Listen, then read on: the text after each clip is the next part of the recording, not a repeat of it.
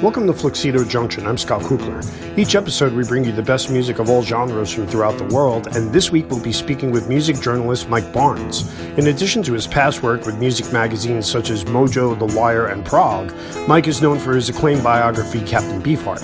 He has a new book out titled A New Day Yesterday, UK Progressive Rock and the 1970s. The book is a well-written and thoroughly researched history of one of the most colorful subgenres of rock music, detailing the work of various well-known artists such as King Crimson, Genesis, Yes, and Jethro Tull. And that's where we'll start. Here's the song from which the book derives its name. Here's A New Day Yesterday from Jethro Tull, here on Fluxedo Junction.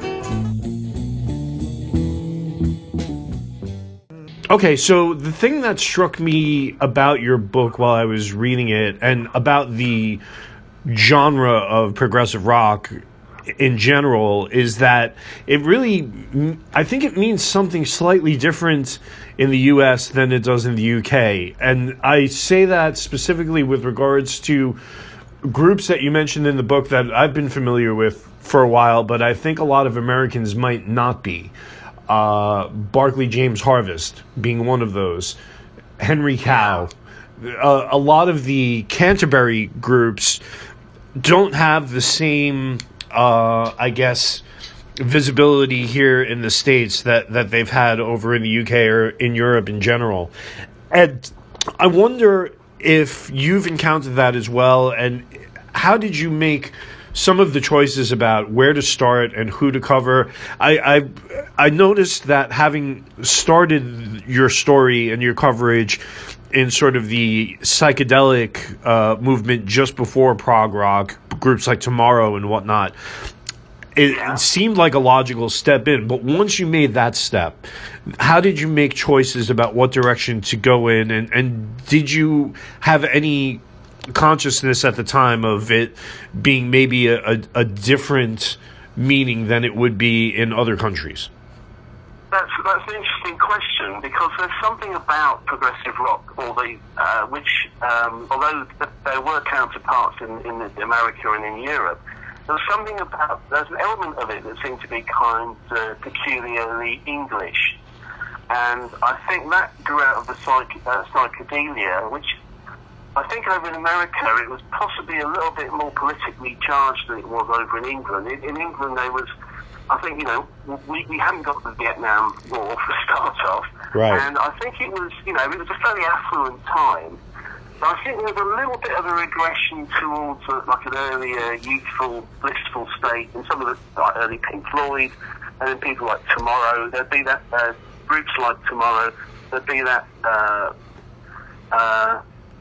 I think the track was called Auntie Mary's Dress Shop. It was a bit twee. It was a bit of a regression to childhood, I think, in some ways.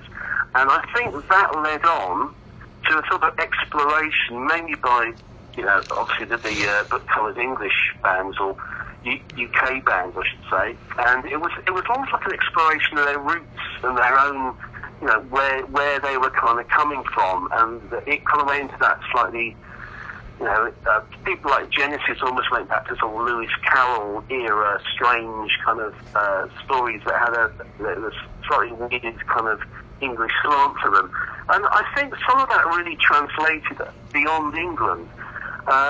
One thing I did find incredible, really, is that one of the most English bands, in a way, who were very popular in the States, were Jethro Tull, who in about the mid-70s, I think, was second only to Led Zeppelin in terms of the amount of people they played shows to. And I think everyone remains baffled why they managed to somehow cross over, because they had a very eccentric stage show with like kind of sub-Monty Python humorous interludes, and almost like a bit of an Elizabethan or a folky thing, and there'd be a bit of heavy metal riffing. And the whole thing, as Nick Kent, the English journalist, said, it would be baffling even to English people, but for some reason it seemed to translate to the States. And I asked Martin Barr, the guitarist, and even he didn't seem to quite know why Jethro Tull had been so popular. But then again, as you say, bands like Caravan and Hatfield and the North, and some of the slightly more cerebral, slightly quirkier, not quite so rocking groups, I don't think they quite translated. I just don't think they had the immediate, well, Jethro Tull was strange. They did hook people in with the guitar riffs, and so I think some of it translated over, but it's very difficult even now, after having researched and written the book, to really understand quite why. Some of it just I think with all these things, some of it just sticks with people, and as I say, when the actual band members can't explain it, then I think I can be forgiven for not explaining it either. Well, it occurs to me that this is one of the surprisingly several parallels between what people refer to as progressive rock and what became referred to as punk rock shortly thereafter. There is this difference, a marked difference between the UK version of punk rock and the US version of punk rock, and certainly there are a number of groups that cross over that you can't argue with, whether it be the Sex Pistols or the Ramones. Obviously, there are some you're never gonna be able to leave out of the story, no matter what country you're talking about in. But there is definitely this difference between U.S. and U.K. punk, or I guess maybe American and European punk, just like there would be in quote-unquote prog rock. And obviously the European influence, perhaps being more of a classical influence, for lack of a better term, would feed into that. But I'm thinking on the prog rock or art rock side, groups like maybe the Velvet Underground or the Grateful Dead, which even in the States wouldn't be considered progressive rock by traditional definitions of it, still might qualify if you really thought about it. Art rock might be a better term if you're talking about groups like that. But the whole idea of progressive rock, calling something progressive, sort of insinuates that everything else isn't. You know what I mean? This is it. And of course, there's the endless debate: what is progressive rock, and then what's the difference between progressive rock and prog rock? And I think it can be very easy to get tied up in all the sort of definitions. And I think we need to bear in mind that in the 70s, it wasn't really referred to as progressive rock, even over in the UK. And no one can quite seem to remember what it was called. I think the phrase was coined, I think, by an English journalist called Chris Welsh, who used to write for Melody Maker. Sure. And that was describing Cream in 1967. And Hendrix was also described as progressive rock, and people like Tomorrow were as well. So there was this idea at the time that it was kind of, I suppose, after psychedelia had sort of burnt itself out quite quickly, it was like, how do you separate what we're doing from mainstream pop music or old rock and roll or hard rock? And I think that some people call it progressive rock, but I'm not even sure people quite... There was this big area of non-mainstream rock music in the 70s, and I think progressive rock has been used more of a term with hindsight than perhaps it was at the time. It used to be called underground. If you went into a record store in the early 70s, I think you would see things like racks of underground records, and because again, it's like after that it was just in the rock bins, but it would be I think people wanted to say that kind of progressive rock has been applied more after the event than it was at the time.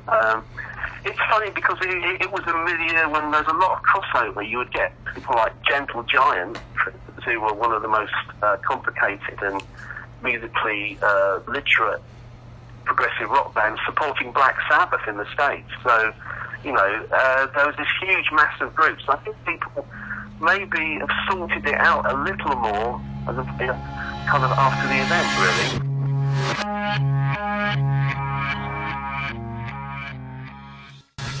You brought up an interesting point, which is the politicalization, if that's the right word, of the music that was happening in the States as opposed to what was happening in Europe at the time. And I think you're right on the money with that, with regards to certainly the Vietnam War and the civil rights struggle. But I guess looking at it, again, from an American perspective, it has to be admitted that what people refer to as progressive rock is primarily music that white people were listening to. You can make the argument that Funkadelic is a progressive rock group if you really thought about it. And certainly I've read interviews with George Clinton where he said they were influenced by King Crimson and they were influenced by the Mothers of Invention and specifically 4 or 5 of the groups that you write about in your book are groups that I've heard George Clinton mention as being influential on him and Funkadelic. And I think also the same could be said for Jimi Hendrix. I think there's a lot of black music in the States that could have been classified as progressive if you were looking at it objectively, but it just didn't get classified that way because that's the music back in the 60s. It was still and continues to be today, I guess, in the States. There's a white music chart and there's a black music chart, whether we want to admit it or not. Exactly. How is that in the UK? I've only been to the UK like 5 or 6 times, and certainly it wouldn't have been in the 60s or 70s. So could you give me some illumination as to how things get broken down race-wise there? Yeah, well, I think this is quite an interesting area, because as you say, in like you saying about George Clinton and funk, that was far more an American style of music, and it was, as you say, a very progressive music. In terms of kind of progressive music over here, that you would get black musicians, just to use a bit of a casual playing, would I suppose it was mainly playing jazz, and it was only really when punk came that there was more of a representation. But I think you have to look at the demographics in the UK in 1972, I think it was, or around about that time. The actual proportion of black and ethnic minority residents in the entire country was about 2%. So I think the chance of you I mean, if you were growing up as in a provincial town in the 70s, you'd pretty much almost everyone that you would see would be white. And I think that's I know people have said it was some people have said progressive rock was exclusive, but I mean I would completely disagree with that. There would be groups of people who formed to make music, and they were predominantly by a very 98% or something of the country was white. And so, if you're in an urban area, you would meet more people of, black and ethnic minorities, but the chances of you in, say, Cheltenham being able to find someone who played bass, there might literally not be any musicians in the town who weren't white, or there might be 1 or 2. So I think that's simply, that's a bit of a long-winded answer, but I think that was simply the case that there weren't many people who would fit into that sort of, to that category. It was mainly a white country, and I think that's simply why it was a white music, really.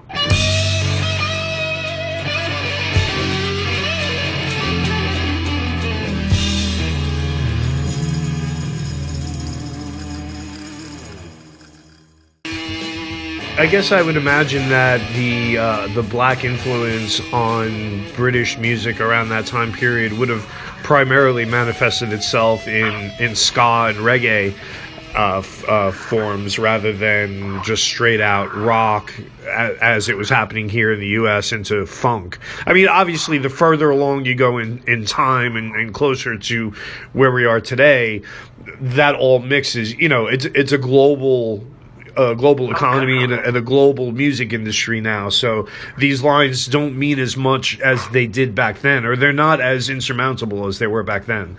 But I have noticed, even like reading books about like the Beatles in their early years, I mean, there are a couple of books that I've found that really go into the specifics of what their influences were in Liverpool. I've never been to Liverpool, but it's a port city, and there was a heavy ska influence, more than I would have imagined before I started doing the research, but a heavier ska influence on some of those Mercy beat groups than anybody would have even realized. So it's just trying to get into the mentality and the mindset of a different culture and really understand what's going on, you know?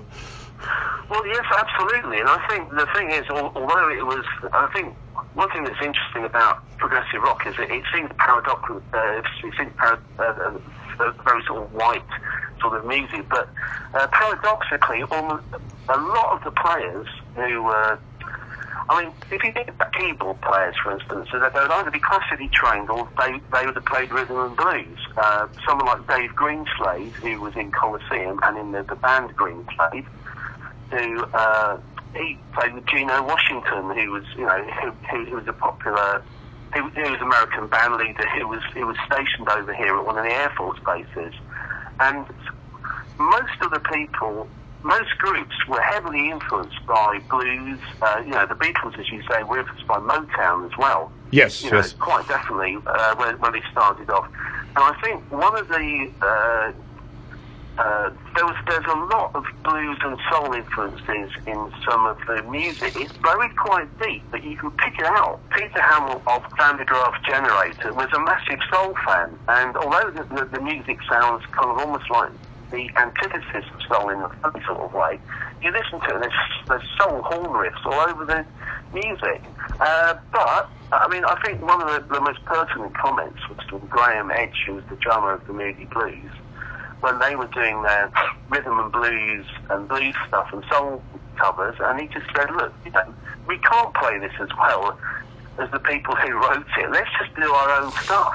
And I think that really, just presumably just like a fairly throwaway quote in a way, I think that's almost the crux of the matter with progressive rock. It's like, let's leave this to the blues and the soul artists who can actually do this properly, and let's try and think of what we can do ourselves and make our own sort of music. I think it's absolutely crucial in the development of progressive rock. One of the things that you do touch on in the book that is not really directly transferable to the American version of progressive rock music is the influence of folk. And this kind of ties in with Jethro Tull as well. I actually think it might answer part of the reason why Jethro Tull found some success here in the States in spite of their Englishness. Obviously, you know, there are connections between Fairport Convention and Jethro Tull and that whole, you know, sort of English folk rock scene, even stretching into bands like Renaissance. I've always kind of thought of Fairport Convention as being the British version of the Grateful Dead, in a sense, not in an obvious musical way, but in the way that they've become this institution where they've just been around forever, and, you know, lots of people have come in and out of the group, and even the people who have left the group still come back once a year for their big festival in the summer. And, you know, sometimes it's hard to tell the difference between even the lineups of the, you know, Steel Eye Span and Fairport Convention and Jethro Tull. I mean, you can trace 4 or 5 different musicians, if not more, crossing over between all of these groups, Fotheringay, all of these things.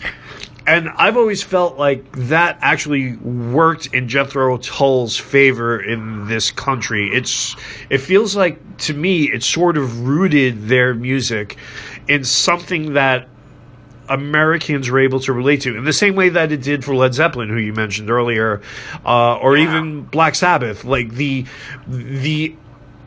obvious Englishness is there, of course, but there's also beneath that this commonality, I think, in the folk roots of what they're doing, and also with Jethro Tull, I guess, the jazz roots as well.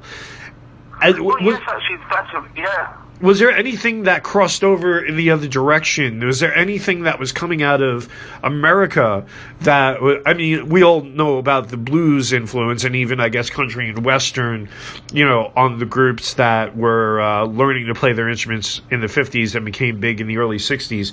But did that cross-pollination seem to be happening into the late 60s, into the 70s and 80s? Did you find any evidence of that working the other direction as well?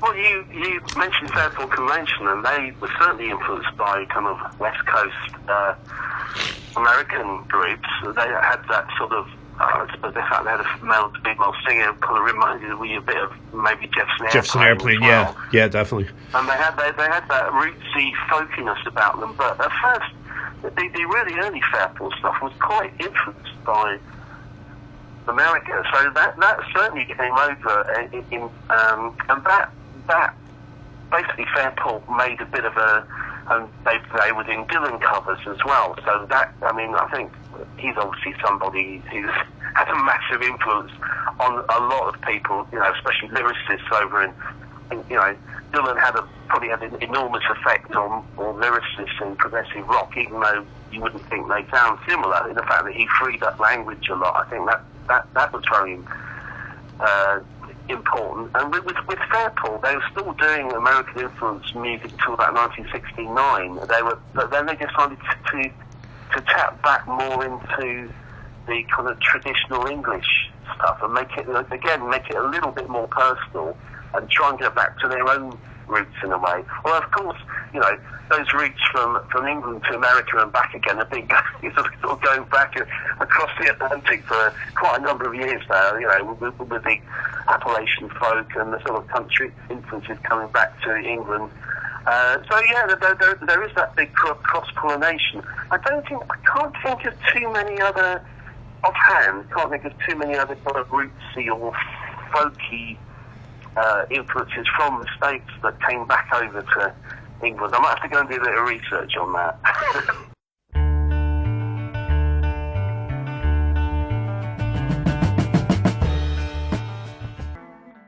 Well, I see it back on a little diagram. If we had, one of those Pete Frame Rock Family trees would come in handy right about now. That would be it would be a very big one as well, wouldn't it? Yeah.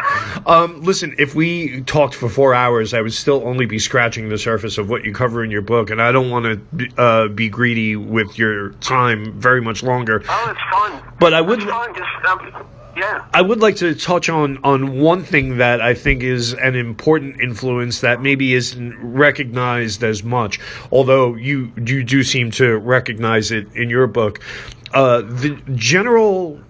Could you speak to the general connection to the theatricality of this music from its earliest roots? And I'm thinking, when I say earliest roots, obviously I'm thinking of rock operas. I'm thinking of, Sgt. Pepper wasn't a rock opera, but it was certainly a concept album.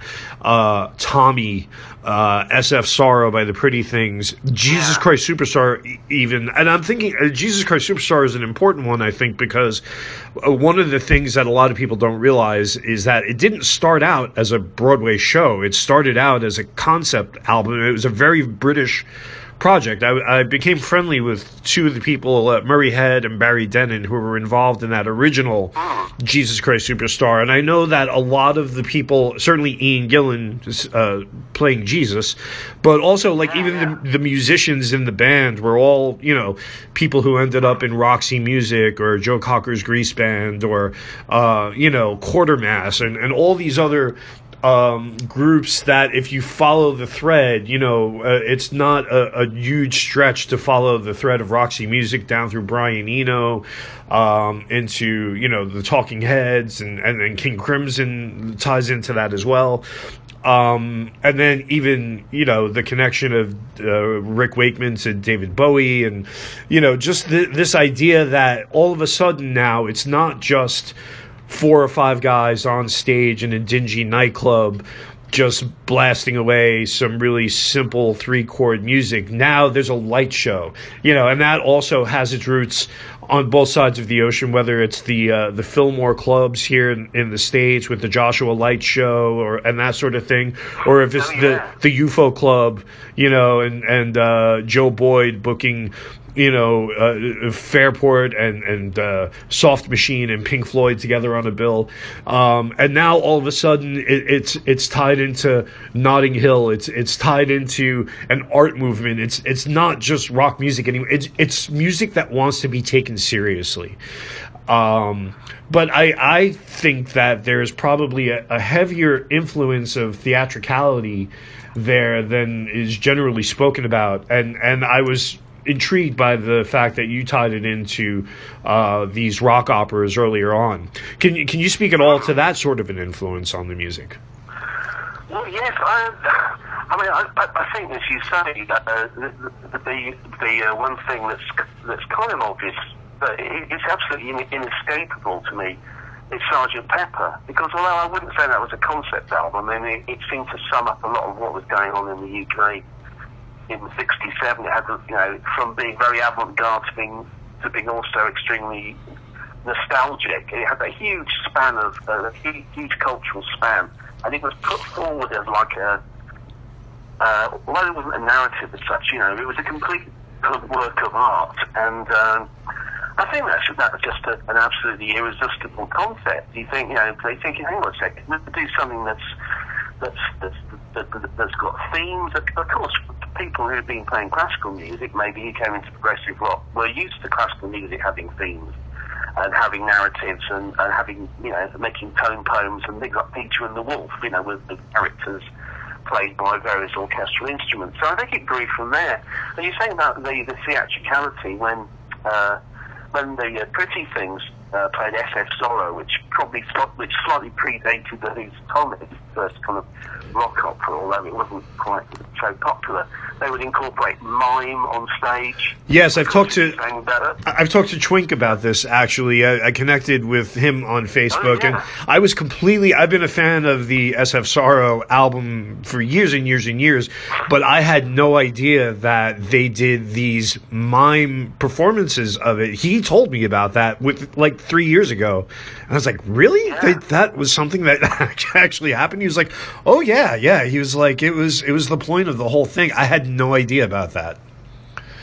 Yes, that's right. And I think it was, and of course, you mentioned David Bowie, who started off doing mime, as a kind of a mixture of, kind of put some makeup on and went on stage and did rock with a bit of a mime element.